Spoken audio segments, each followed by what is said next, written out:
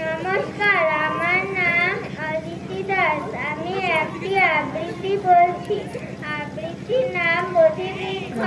শক্তি বিচ্ছুরণের অবয়ে মূর্তি, মূর্তিতে থাকার নির্ণয় নাম বোধাই কোনা বোধে বোধি হয়।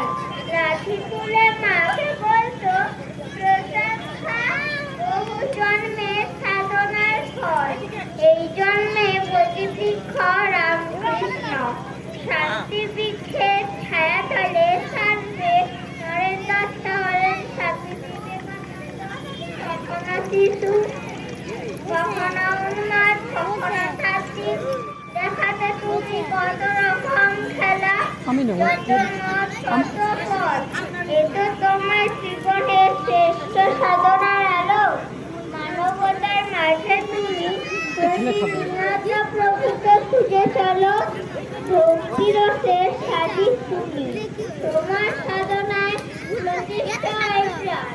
একই সঙ্গে রামকৃষ্ণের প্রকাশ, এ যুগে তুমি রামকৃষ্ণ ভগবান। নমস্কার।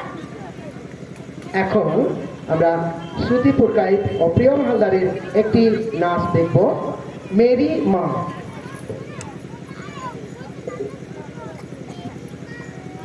মেরি মা, প্রস্তুত দুজনে?